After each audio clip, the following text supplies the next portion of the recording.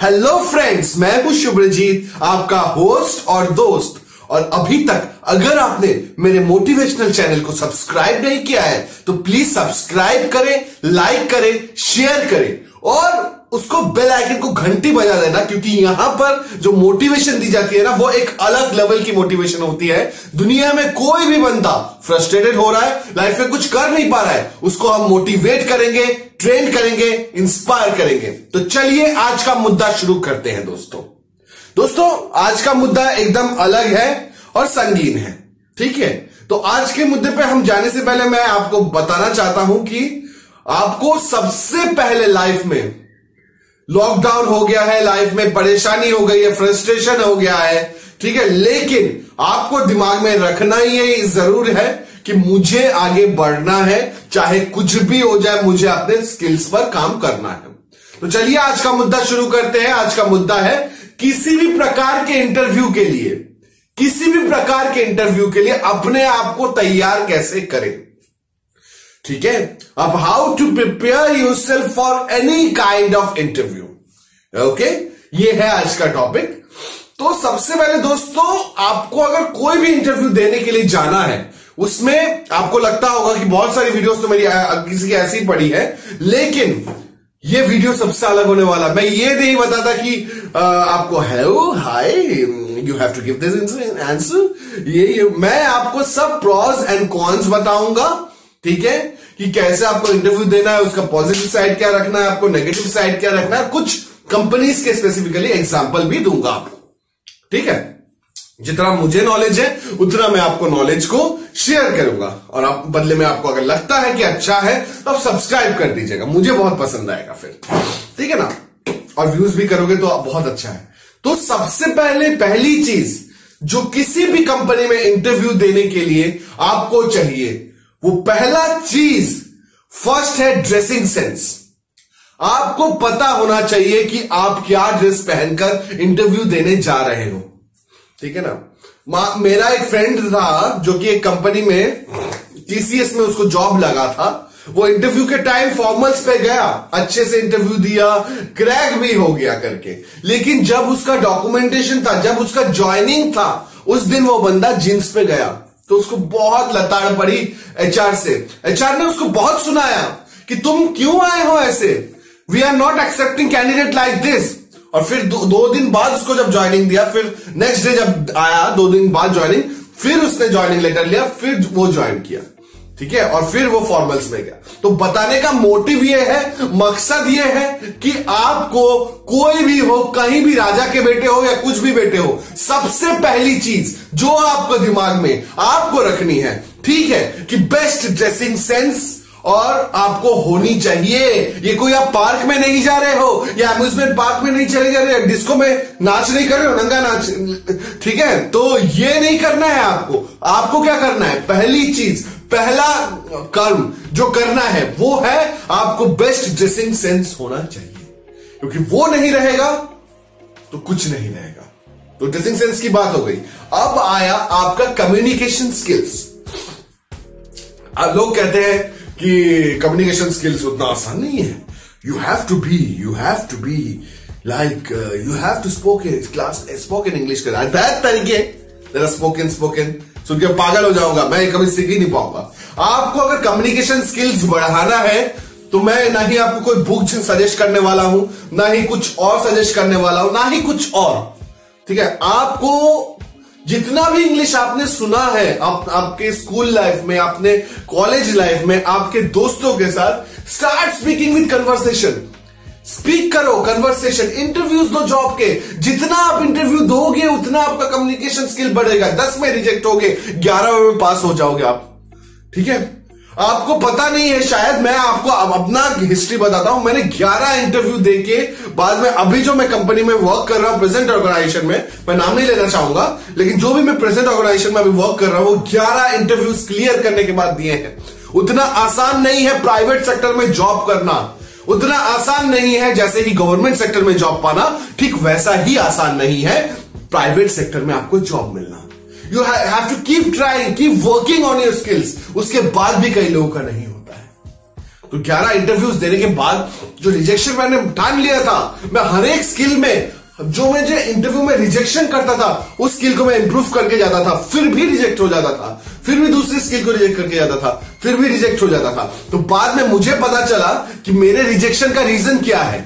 मेरे रिजेक्शन का रीजन था मेरा प्रोफाइल, क्योंकि मेरा जो प्रोफाइल था वो अलग था। एमबीए वगैरह मैंने किया है, ठीक है ना, एमबीए एचआर फ्रॉम भारतीय यूनिवर्सिटी आई हैव कंप्लीटेड, ठीक है, लेकिन उनको जो बंदा चाहिए था, उनको इंटरनेशनल वॉइस या फिर वॉइस प्रोसेस वाला चाहिए था, सो नहीं मिल रहा था। तो लास्ट में मुझे बैंकिंग सेक्टर जो मिला, तो मैंने जो पिछला काम किया है उसके बेसिस पे ही मिला। तो अपॉर्चुनिटीज आपको मिलेगी, लेकिन आपको दौड़ना है, ठीक है। आप भूख आपको लगी है, खाना आपको खाना है, तो आपको ही भागना पड़ेगा, बाजार में मार्केट में आपको जाना पड़ेगा, पैसे से खरीदना पड़ेगा, फिर जाना पड़ेगा, ठीक है। तो this is the most important thing, communication skills. दूसरा, कम्युनिकेशन स्किल्स आपको बढ़ाने के लिए कैसा है, आपको किसी दोस्त के पास जाना है जिसका इंग्लिश बहुत अच्छा है, उसके पास जाओ, भाई मेरे साथ इंग्लिश में बात करना थोड़ा मुझे अच्छा लगेगा, मैं सीखूंगा। वो मना नहीं करेगा, वो बोलेगा ठीक है, मुझे कोई क्या प्रॉब्लम है, मुझे बात ही करना है ना, मैं बात करता हूं। तो उसके साथ आप बात करोगे, देखना एक दिन उससे भी इंग्लिश आपकी अच्छी हो सकती है, ठीक है। और अगर आप किसी ऐसे कंपनी में काम कर रहे हो जो यूएस पेरोल बेसिस है, या फिर आपको यूएस क्लाइंट के साथ हैंडल करना पड़ता है, तो वहां पे आप जितना ज्यादा कम्युनिकेशन हो रहा है, ऑब्वियसली कम्युनिकेशन तो हो रहा है, लेकिन कम्युनिकेशन जितना ज्यादा होगा ना, आप सीख पाओगे। तीसरा पॉइंट यह है कि आप इंटरव्यू में गए हो, बी हम्बल रहो हमेशा। आजकल आप देखा गया है विश्व में जितने लोग हम्बल हुए हैं उतने लोग ने ही तरक्की की है। जिन लोगों का एटीट्यूड है, ठीक है ना, तो वो एटीट्यूड गिरने में कभी भी टाइम नहीं लगता। वो कहते हैं ना, इंसान को किसी भी चीज, कोई भी चीज करने में, कोई भी चीज बनाने में जितना वक्त लगता है, तोड़ने में 1 मिनट भी नहीं लगता है। आप किसी के प्रति अपना जो मान सम्मान है वो खो सकते हो, ठीक है, खो सकते हो मिनटों में, लेकिन उसको बनाने के लिए, एक रिश्ता कायम करने के लिए बहुत वक्त लग जाता है। मान लीजिए आपका किसी लड़की के साथ, ऑफिस की लड़की के साथ बहुत ही अच्छा रिलेशन है, दोस्ती वाला रिलेशन है, बहुत अच्छा रिलेशन है, आपने एक दिन उसको उल्टा सीधा बोल दिया या आपने कुछ और सोच लिया उसके दिमाग में, आपका वो रिश्ता, आपका वो रिलेशन टूट सकता है, ठीक है। तो आपको ये चीज माइंड में रखनी है, ठीक है, कि चाहे कुछ भी हो जाए, मुझे हम्बल रहना है, ठीक है। चौथा पॉइंट यह है कि आपको हमेशा यह समझना है, आपको हमेशा, आज नहीं, कल नहीं, परसों नहीं, हमेशा आपको, आप जब आ रहे हो इंटरव्यू रूम में प्रेजेंट कर रहे हो, आपको एक एटिकेट्स होनी चाहिए, एक मैनर्स होनी चाहिए कि मैं कम इन सर, यहां पे मान लीजिए ये दरवाजा है, तो यहां पे आपने ठक ठक किया, टक टक टक टक, मैं कम इन सर, वो बोलेंगे yes come in, you may sit. वो जब तक नहीं बोलते ये सब चीजें, तो ये सब चीजें आपको इंटरव्यू में प्रेजेंट करनी रहेगी। माना कि आपको थोड़ा ऑड लग रहा होगा मेरी बात सुनकर, बट ये अगर आप प्रेजेंट नहीं करोगे इनिशियल लेवल पर, आपको करना होगा। चलो मैंने बात तो कर ली, ये 4 पॉइंट्स आपको ध्यान रखने पड़ेंगे कि आपको कैसे इंटरव्यू में प्रेजेंट करना है। अब जब आप इंटरव्यू में प्रेजेंट कर गए हो, अब हो गए हो इंटर, अब आपको कोई भी क्वेश्चन मिले, आपको कैसे जवाब देना है। फॉर एग्जाम्पल, कोई अगर मुझे पूछ रहा है, शुभ्रजीत दास, I got your CV. Can you briefly tell me about yourself? My name is Shubhrajit Das. I am from Kuch Bihar, West Bengal. I have completed my graduation under West Bengal University of Technology. After that, I have worked with Infosys BPO in 2014, 17 November 2014. वो बीच में रोक सकता है आपको, वो बीच में आपको रोक सकता है, ये बोल सकता है wait Shubhrajit, so why do you quit that company Infosys? Sir, for a better career growth, I have quit that company. No, but salary, Infosys is such a brand company. So, do you really think that they are not providing you career growth? ऐसे question वो लोग बीच में आपको पूछेंगे, आपको answer देना है। तो आपको बोलना क्या है, आपको ये बोलना है कि sir, I know that it's a better career growth, but I was earning very low at that time and I have to support my family to earn my livelihood, so I have to do that thing, otherwise there was no option for me. ऐसे करके बोलोगे ना, वो बोलेगा नहीं, बंदे को चाहत है, बंदा कुछ भी बोलो, बंदा आंसर दे रहा है, ठीक है, आंसर दे रहा है। आपको कोई भी क्वेश्चन ऐसा अगर पूछ लिया, टेक्निकल कुछ पूछ लिया, आपको अगर आंसर नहीं पता, उसका अगर उल्टा सीधा बनावटी करने की कोशिश करोगे, इमीडिएटली आपको रिजेक्ट कर देगा। अगर आप कुछ बोलने का ट्राई भी करोगे तो भी आपको इग्नोर करेगा। जैसे फॉर एग्जांपल एडीपी में मैंने जब काम किया था बैक ऑफिस में, उसका मैं आपको एक्सपीरियंस बताता हूं, एक बहुत अच्छा शेयर करता हूं। अब तो मैं उस कंपनी में हूं नहीं तो मैं बता सकता हूं। तो वहां पर क्या हुआ था, उन्होंने पूछा था कि एक्सेल में, जबकि एक्सेल मुझे तब ठीक से आता भी नहीं था, तो एक्सेल में आपको रेट कहां तक देना चाहोगे। आई वॉज वेरी कंफ्यूज्ड, और वो इंटरव्यू बहुत टफ था, और वैसे टफ इंटरव्यू में मैं क्लियर कर गया हूं, और इजी इंटरव्यू में तो सिलेक्शन होता ही नहीं है मेरा। तो क्या बोलते हैं, 80% में आप अपने को कहा ना, 100% में आप एक्सेल में वी लुकअप एच लुकअप में आप अपने आप को कहां रेट करते हो। मैंने बोला 80%।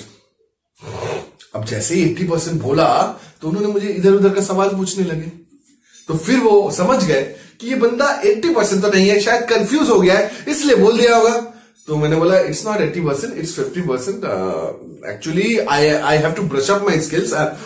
For a long time I have not done Excel because in my last organisation it was a voice calling. So if I brush up my skill and if I got a opportunity to work with there, I will definitely prove that I will learn more Excel and I will give good quality to this company. Shocked हो गए सब, बोल रहे हैं बंदा लू कि नहीं लू, स्किल्स तो उतना मैच तो नहीं कर रहा है, बट बंदे में कैपेबल है, बंदा कैपेबल है, बंदा बहुत कुछ कर सकता है। ये अगर आपके इंटरव्यूअर के दिमाग में बैठ गया ना तो कुछ भी हो सकता है, ठीक है ना। बंदा अगर कैपेबल है तो मुझे वहीं से उनको कहीं ना कहीं से लगा, और वो उन्होंने स्माइल किया, और 2 टीम ने मुझे पसंद किया, और दोनों टीम में से किसी एक टीम में मुझे लिया, जो कि हमारे मनीष शर्मा, जो जिनसे आज भी बात होता है, वो फिलीपींस में चले गए हैं आजकल, बहुत ही अच्छे मैनेजर हैं, उनके अंडर में मैंने काम किया 2 साल। तो ये चीजें होती है, ये बेसिक सेंस है, ये आपको कोई नहीं बताएगा। कोई दूसरा चैनल वाला बोलेगा how to take interview, how to prepare interview, उसने क्या क्वेश्चन दिया नहीं दिया वो देके छोड़ दिया, बट मैं वैसा नहीं हूं। मैंने आपको बताया कि मैंने खुद का एक्सपीरियंस आपके सामने लाकर रख दिया, ठीक है ना। अब ये क्वेश्चंस की बारी हो गई, आपने ठीक से मान लीजिए आंसर दे दिया, तो फिर ये जो होता है पहला एचआर राउंड हो गया, ठीक है ना। अब दूसरा जो राउंड आएगा वो है आपको ऑपरेशनल राउंड्स। तो ऑपरेशनल राउंड में क्या होता है मैं आपको बता देता हूं। वो आपको जानना चाहता है कि कंपनी के बारे में ब्रीफ, कि मतलब वो कंपनी आप छोड़ना क्यों चाहता, आप वेदर सच में कैपेबल हो या एवे ही आ गए हो आप, ठीक है। वो पूछने के लिए ये पूछ सकता है कि why did you join this company. अगर आपका मान लीजिए 3-4 साल का गैप रहेगा, और वो पूछेगा, मान लीजिए आपने 2010 में ग्रेजुएशन कंप्लीट करी है, वहां पर उसके बाद आपने जॉब नहीं किया 1-2 साल, तो वो पूछेगा I have seen after graduation you have not done anything, what are doing in this days. इसमें घबराने की कोई जरूरत नहीं है दोस्तों। अगर आपने कुछ किया नहीं है ना, आप सीधा बोलो कि I was taking private tuition eight that time, that's why it was I got a gap, but I will definitely prove that if I got an opportunity work with you I will definitely do that. अब अगर ये line use करोगे ना, आई will definitely, मतलब मैं आपको proof करता हूं, अगर आप मुझे आपको काम करने का मौका दोगे ना, ये चीज लाइन अगर चिपकाओगे ना, बहुत खुश होगा, बहुत इफेक्ट गिरता है। इसका मतलब ये नहीं कि आप हर एक लाइन में लगा दे रहा हूं, जहां आपको जरूरत है, ठीक है, वहीं पर वो लाइन लगाइए, वो इंप्रेस हो जाएगा। बेसिकली रिजेक्शन का रीजन बहुत सारे हो सकते हैं, ठीक है। आपका प्रोफाइल मैच नहीं कर रहा, या उनको कोई दूसरा बंदा चाहिए, या उनको हार्डवर्क चाहिए, ठीक है ना। तो ये सारी चीजें होती है। ये सारी चीजें होने के बाद आपको 2 चीजें बोल सकते हैं, okay you will wait, I will talk with you, या फिर बोल सकता है you may leave for the day, we will tell you the reasons. ये जो एचआर का चीज है मुझे आज तक पल्ले नहीं पड़ा कि you may leave for the day, you may leave for the day, you may leave for the day, if there is any requirement we will call you. मतलब आपके बोलने का तरीका तो ठीक है, लेकिन एक कैंडिडेट इतने टाइम से इंतजार कर रहा है, वो वेट करता रहता है रिजल्ट्स के लिए, दे रहे कि नहीं दे रहे। माना कि वो समझ में आता है कि अगर आप ज्यादा कॉल नहीं करो that means you are not selected, but still अगर एचआर लोग ये इंटरव्यू का पैटर्न थोड़ा बदल दे और डायरेक्टली बता दे कि आप you are not shortlisted for our at the moment right now. जैसे कुछ कुछ कंपनियां बता देती है इमीडिएटली, जैसे रेडियस हो गया, जेपी मॉर्गन हो गए, कुछ कंपनीज हैं लेकिन कुछ कंपनीज आज भी नहीं बताती है। तो ये चीज के ऊपर मैं नेक्स्ट वीडियो में लाऊंगा कि कैसे ये करना है, कैसे एचआर का मतलब ये चीजें सही हो मतलब पे ला सकते हैं वो, ठीक है ना।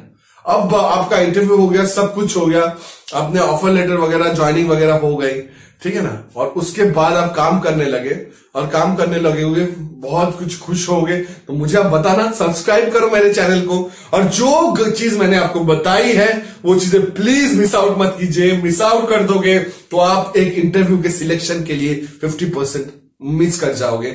और एक फाइनल चीज मैं बताता हूं, जो भी इंटरव्यू में देने जा रहे हो उसका जॉब डिस्क्रिप्शन, उसका जॉब स्पेसिफिकेशन आप पढ़ के जाओ जरूर। क्योंकि अगर मान लीजिए टेक्निकल का इंटरव्यू है, आपने किया है बीपीओ से, आप चले जाओगे, बेकार में सिलेक्ट नहीं होगा, आपका टाइम बर्बाद, उनका टाइम बर्बाद, कंपनी का तो टाइम बर्बाद ही है, ठीक है ना। तो मान लीजिए अगर बीपीओ के एक्सपीरियंस के लिए बुलाया है तो आप इंटरनेशनल के लिए जा सकते हो, ठीक है ना। अगर बीपीओ के आपने बीपीओ का एक्सपीरियंस किया है तो भी आप जा सकते हो। लेकिन अगर कोई टेक्निकल सीए C++ है और आपने बीपीओ का एक्सपीरियंस होल्ड किया रहेगा और आपने C++ भी नहीं किया रहेगा तो मुश्किल में पड़ जाओगे। तो बेसिक जो चीज है वो जॉब डिस्क्रिप्शन पहले देख लो कि क्या जॉब के लिए मांगा है और किसके लिए मैं जा रहा हूं करके, तो आपको ना दिक्कत नहीं आएगी कोई भी। अगर वीडियो अच्छी लगी है, कहीं तक भी आपको मोटिवेट की है, ये जो 5-6 स्टेप्स बताइए फॉलो कीजिए, आपको कोई दिक्कत नहीं रहेगा। अगर कुछ भी दिक्कत आता है तो कमेंट सेक्शन में लिखिए, चैनल को लाइक कीजिए, शेयर कीजिए, सब्सक्राइब कीजिए और बेल आइकन को भी प्रेस कीजिए ताकि आने वाली वीडियो की इसी तरह की मोटिवेशनल कंटेंट मैं आपके लिए लाता हूं। लव यू दोस्तों।